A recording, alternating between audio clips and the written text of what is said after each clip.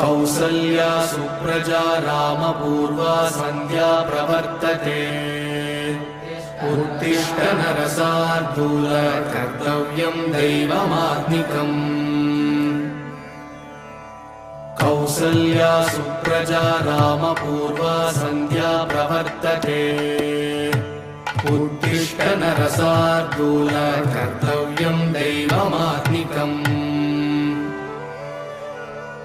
उत्तिष्ठोत्तिष्ठ गोविन्द उत्तिष्ठ गरुडध्वज उत्तिष्ठ कमलाकान्त त्रैलोक्यं मङ्गलं कुरु मातः समस्तजगतां मधुकैटभारे वक्षो विहारिणि मनोहर दिव्यमूर्ते श्रीस्वामि निःश्रित जनप्रिय दानशीले श्रीवेङ्कटेश दयिते तव सुप्रभातम् तव सुप्रभातमरविन्दलोचने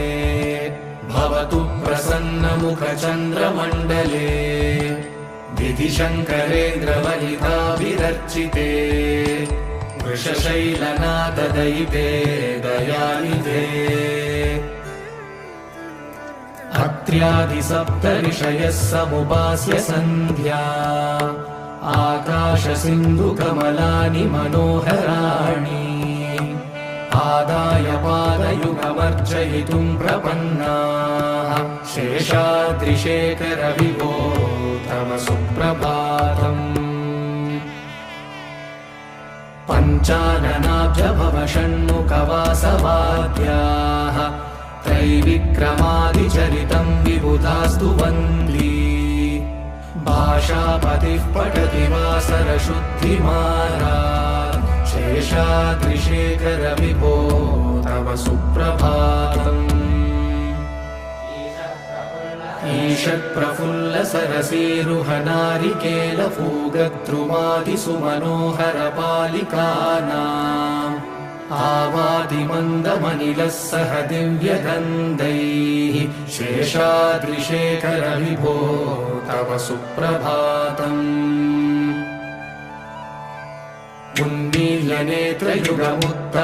उन्मील्यनेत्रयुगमुत्तमपञ्जरस्ताः पात्रावशिष्टकदलीफलपायसानि भुक्त्वा सलीलमतकेलिसुखाः पठन्ति शेषाद्रिशेखर विभो तव सुप्रभातम् तन्त्री प्रकर्ष मधुरस्वनया विपञ्च गायत्यनन्तचरितं तव नारदोऽपि भाषा समग्रमसकृत्करसाररम्यम् शेषाद्रिशेखर विभो तव सुप्रभातम् भृङ्गावली च मकरन्दरसानुविद्धजन्कारगीतनिनदैः सह सेवनाय निर्यात्युपान्तसरसी कमलोधरेभ्यः शेषाद्रिशेखर विभो तव सुप्रभातम् योषागणेन वरदग्निविमध्यमाने घोषालयेषु दधिमन्थनतीव्रघोषाः रोषात् कलिं विदधते ककुभश्च कुम्भाः शेषाद्रिशेखर विभो तव सुप्रभातम्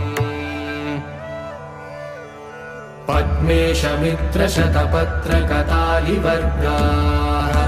हर्तुं श्रियं कुवलयस्य निजाङ्गलक्ष्म्या भेरे निनादमिव बिभ्रति तीव्रनादम् शेषाद्रिशेखर विभो तव सुप्रभातम्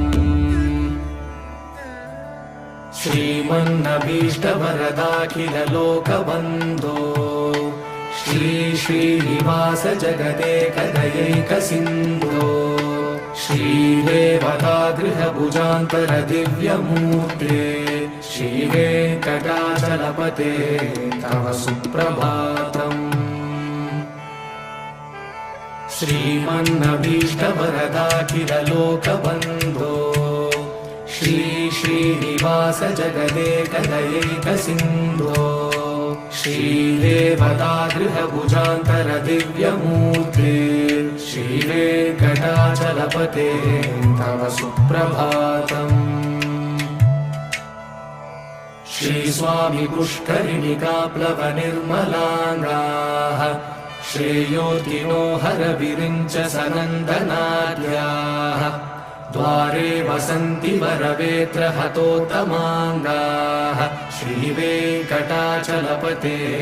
तव सुप्रभातम्। श्रीशेषशैलगरुडाचलवेङ्कटाद्रिनारायणाद्रिवृषभाद्रिवृषाद्रिमुख्या आख्यां त्वदीयवसतेरनिशं वदन्ति श्रीवेङ्कटाचलपते तव सुप्रभातम्।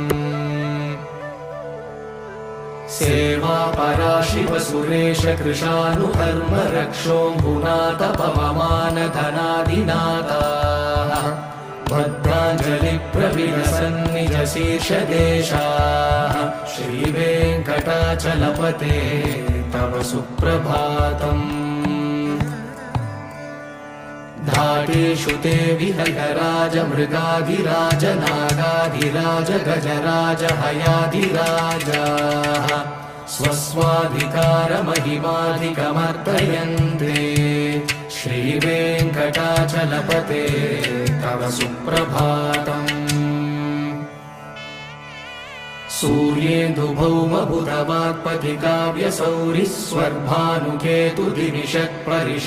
सूर्येन्दुभौमबुधवाक्पतिकाव्यसौरिस्वर्भानुकेतुदिविषत्परिषत्प्रधानाः त्वद्दासदासचरमावधिदासदासाः श्रीवेङ्कटाचलपते तव सुप्रभातम्। त्वत्पादधूलिभरितस्फुरितोत्तमाङ्गाः स्वर्गापवर्गनिरपेक्षनिजान्तरङ्गाः कल्पागमाकलनयाकुलतां लभन्ते श्रीवेङ्कटाचलपते तव सुप्रभातम्। त्वद्गोपुराग्रशिखराणि निरीक्षमाणाः स्वर्गापवर्गपदवीं परमाश्रयन्तः मर्त्या मनुष्यभुवने मतिमाश्रयन्ते श्रीवेङ्कटाचलपते तव सुप्रभातम्। श्रीभूमिनायक दयादिगुणामृताब्धे देवादिदेव जगदेक शरण्यमूर्ते श्रीमन्ननन्त गरुडादिभिरर्चिताङ्घ्रे श्रीवेङ्कटाचलपते तव सुप्रभातम्। श्रीपद्मनाभ पुरुषोत्तम वासुदेव वैकुण्ठमाधव जनार्दन चक्रपाणे श्रीवत्सचिह्न शरणागत पारिजात श्रीवेङ्कटाचलपते तव सुप्रभातम्। कन्दर्पदर्पहर सुन्दर दिव्यमूर्ते कान्ताकुचाम्बुरुह कुट्मललोलदृष्टे कल्याण निर्मल गुणाकर दिव्यकीर्ते श्रीवेङ्कटाचलपते तव सुप्रभातम्। नीलाकृते कमठकोल नृसिंहवर्णिन् स्वामिन् परश्वत तपोधन रामचन्द्र शेषांश रामय गुणन्दन कल्किरूप श्रीवेङ्कटाचलपते तव सुप्रभातम्। येलालवङ्गगणसार सुगन्धितीर्थम् दिव्यं वियत्सरिति हेमघटेषु पूर्णम् धृत्वा द्रवैदिकशिखामणयः प्रहृष्टाः तिष्ठन्ति वेङ्कटपते तव सुप्रभातम्। भास्वानुदेति विकचानि सरोरुहाणि सम्पूरयन्ति निनदैः ककुभो विहङ्गाः श्रीवैष्णवा सततमर्थितमङ्गलास्ते नामाश्रयन्ति तव वेङ्कटसुप्रभातम् ब्रह्मादयः सुरवरासमहर्षयस्ते सन्तः सनन्दनमुखास्तव योगिवर्याः दामान्तिके तव हि मङ्गलवस्तुहस्ताः श्रीवेङ्कटाचलपते तव सुप्रभातम् लक्ष्मीनिवास निरवध्य गुणैकसिन्धो संसारसागर समुत्तरणैकसेतो वेदान्तवेद्य निज वैभव भक्तभोग्य श्रीवेङ्कटाचलपते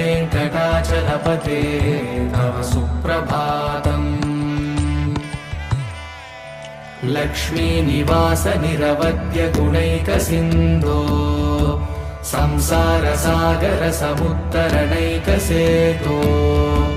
वेदान्तवेद्य निज वैभव भक्तभोग्य श्रीवेङ्कटाचलपते तव सुप्रभातम् इत्थं वृषाचलपतेरिह सुप्रभातम्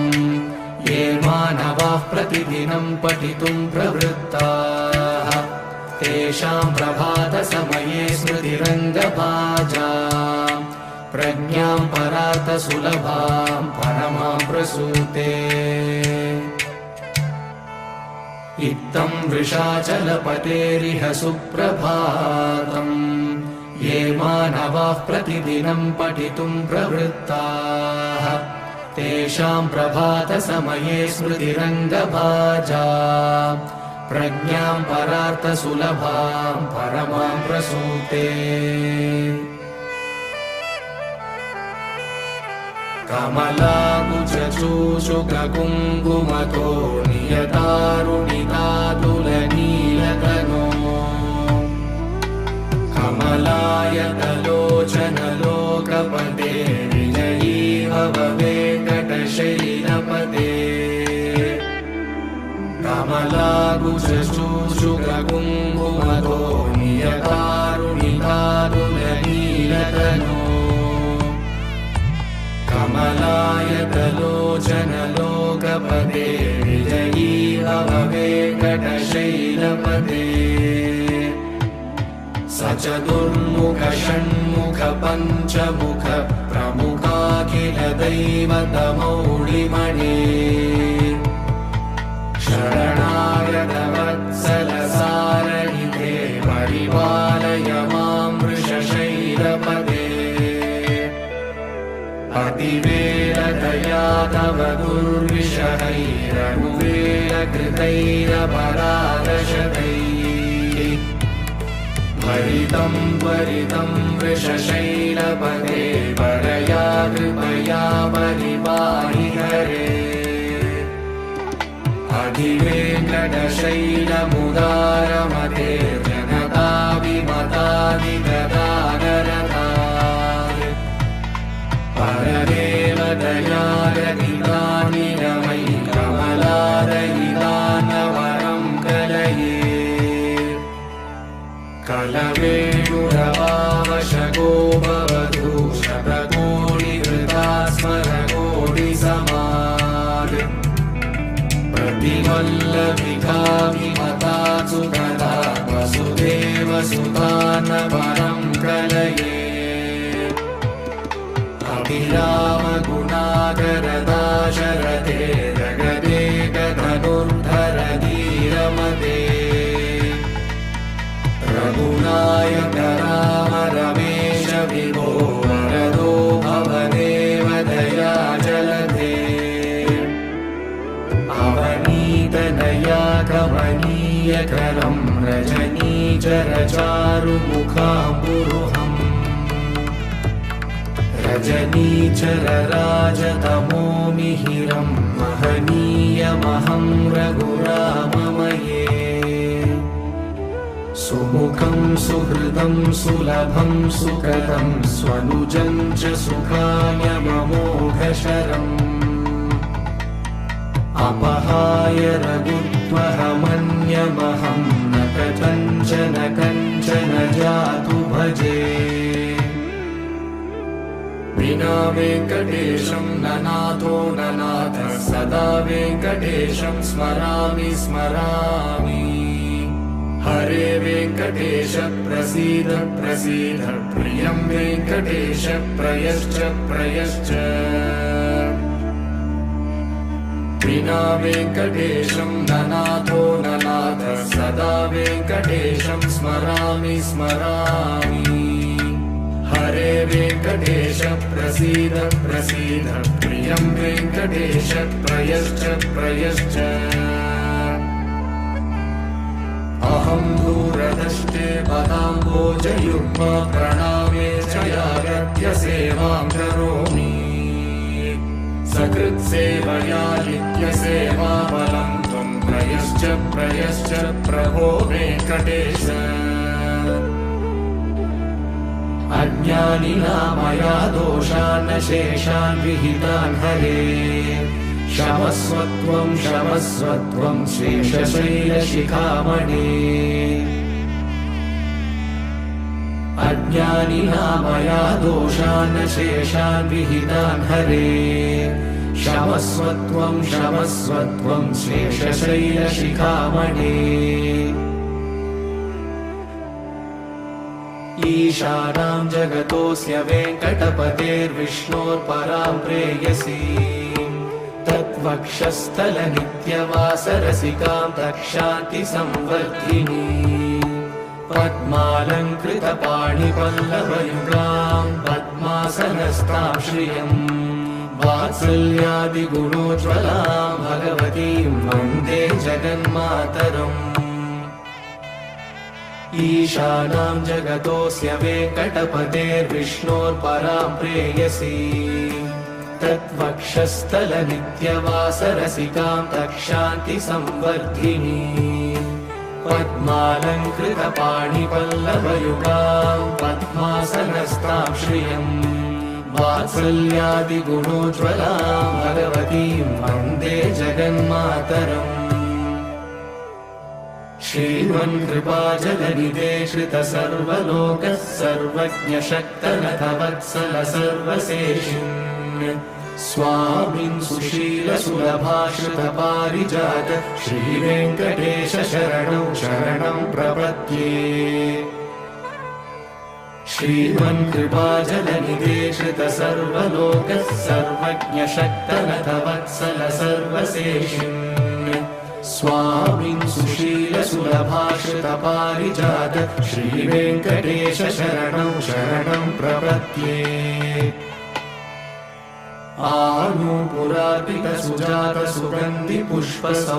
आनूपुरार्पितसुजातसुगन्धिपुष्पसौरभ्यसौरभकरौ समसन्निवेशौ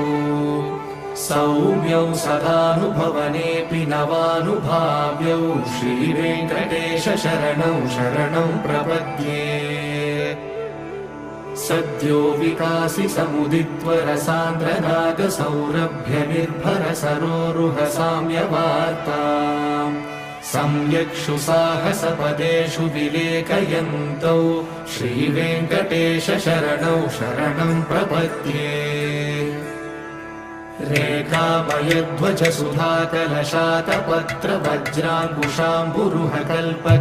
रेखामयध्वजसुधाकलशातपत्रवज्राङ्कुशाम्बुरुहकल्पकशङ्खचक्रैः भव्यैरलङ्कृतकलौ परतत्त्वचिह्नैः श्रीवेङ्कटेश शरणं शरणं प्रपद्ये ताम्रोदराद्युतिपराजितपद्मरागौ बाह्ये महोभिरविभूतमहेन्द्रनीलौ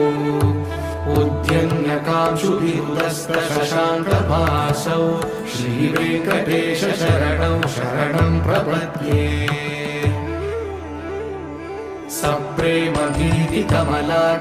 सप्रेमभीतिकमलाकरपल्लवाभ्यां संवाहनेऽपि सपदि क्लबमादधानौ कान्ता भवान् मनसगोचरसौ कुमार्यौ श्रीवेङ्कटेश शरणं शरणं प्रपद्ये लक्ष्मीमहीतदनुरूपनिजानुभावनीलादिदिव्यमहिषीकरपल्लवानाम् आरुण्यसङ्क्रमणतः किल सान्द्ररागौ श्रीवेङ्कटेश शरणौ शरणं प्रपद्ये नित्यानमद्विति शिवादिकिरीटकोटिः प्रद्युक्तदीप्तनवरत्नमः प्ररोहैः नीराजनाविधिमुदारमुपाददानौ श्रीवेङ्कटेश शरणौ शरणं प्रपद्ये विष्णोपदे परम इत्युदितः प्रशंसौ यौ मध्ववुत्स इति भोग्यतयाभ्युपातौ भूयस्ततेति तव पाणितलः प्रदिष्टौ श्रीवेङ्कटेश शरणौ शरणं प्रपद्ये पार्थाय तत्सदृशसारथिना त्वयैव यौ दर्शितौ स्वचरणौ शरणं व्रजेति भूयोऽपि मह्यमिह तौ करदर्शितौ ते श्रीवेङ्कटेश शरणौ शरणं प्रपद्ये मन्मूर्तिकालियफणे विकटाटवेषु श्रीवेङ्कटाद्रिशिखरे शिरसिश्रुतीनाम् चित्तेऽप्यनन्यमनसां सममाहितौ ते श्रीवेङ्कटेश शरणौ शरणं प्रपद्ये अम्लानहृष्यतवनीतरकीर्णपुष्पौ श्रीवेङ्कटाद्रिशिखराभरणायमानौ आनन्दिता किल मनोनयनौ तवैतौ श्रीवेङ्कटेश शरणौ शरणं प्रपद्ये प्रायः प्रपन्नजनता प्रथमावताह्यौ मातुस्तनाभिव शिशोरमृतायमानौ प्राप्तौ परस्परतुलामतुलान्तरौ ते श्रीवेङ्कटेश शरणौ शरणं प्रपद्ये सत्त्वोत्तरैः सततसेव्यपदाम्बुजेन संसारतारकदयाग्रगृगञ्चलेन सौम्योपयन्तृमुनिनामवदर्शितौ ते श्रीवेङ्कटेश शरणौ शरणं प्रपद्ये सत्त्वोत्तरैः सततसेव्यपदाम्बुजेन संसारतारकदयाग्रगृगञ्चलेन सौम्योभयन्तृमुनिनामवदर्शितौ ते श्रीवेङ्कटेश शरणौ शरणं प्रपद्ये श्रीशश्रिया घटिकया त्वदुपाय भावे प्राप्ये त्वयि स्वयमुपेयतया स्फुरन्त्या नित्याश्रिताय निरवद्य गुणाय तुभ्यं शां किङ्करो वृषगिरीश न जातु मह्यम् श्रीशश्रिया घटिकया त्वदुपाय भावे प्राप्ये त्वयि स्वयमुपेयतया स्फुरन्त्या नित्याश्रिताय निरवद्य गुणाय तुभ्यं शां किङ्करो वृषगिरीश न जातु मह्यम् श्रियकान्ताय कल्याणनिलये निलयेऽर्तिना श्रीवेङ्कटनिवासाय श्रीनिवासाय मङ्गलम् श्रियकान्ताय कल्याणनिलये निलयेऽर्तिना श्रीवेङ्कटनिवासाय श्रीनिवासाय मङ्गलम् लक्ष्मी सविभ्रमालोकशुभ्रुविभ्रमचक्षुषे चक्षुषे सर्वलोकानां वेङ्कटेशाय मङ्गलम् श्रीवेङ्कटाद्रिशृङ्गाग्रमङ्गलाभरणाग्रये मङ्गलानां निवासाय श्रीनिवासाय मङ्गलम् सर्वावयव सौन्दर्य सम्पदा सर्वचेतसा सदा सम्मोहनायास्तु वेङ्कटेशाय मङ्गलम् नित्याय निरवध्याय सत्यानन्दचिदात्मने सर्वान्तरात्मने श्रीमद्वेङ्कटेशाय मङ्गलम् स्वतः सर्वविदे सर्वशक्तये सर्वशेषिणे सुलभाय सुशीलाय वेङ्कटेशाय मङ्गलम् परस्मै ब्रह्मणे पूर्णकामाय परमात्मने प्रयुञ्जे परतत्त्वाय वेङ्कटेशाय मङ्गलम् आकालतत्त्वमश्रान्तमात्मनामनुपश्यता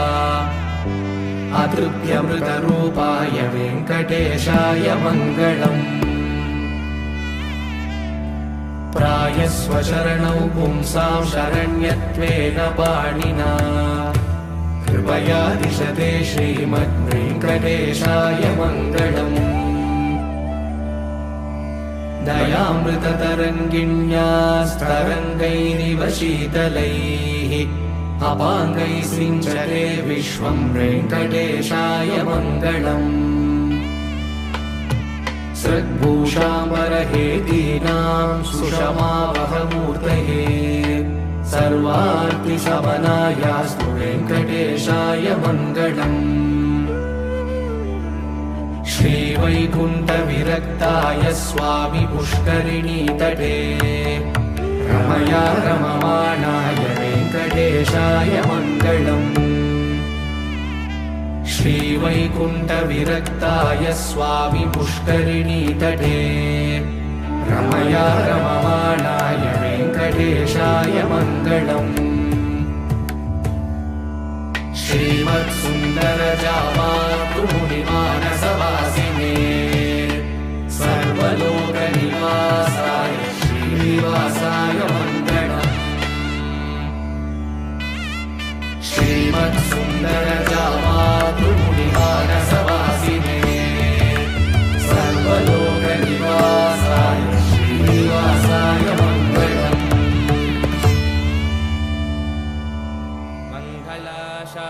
मङ्गलाशासनपरैः मध्वाचार्यपुरोगमैः सर्वैश्च पूर्वैराचार्यैः सत्कृतायास्तु मङ्गलम्।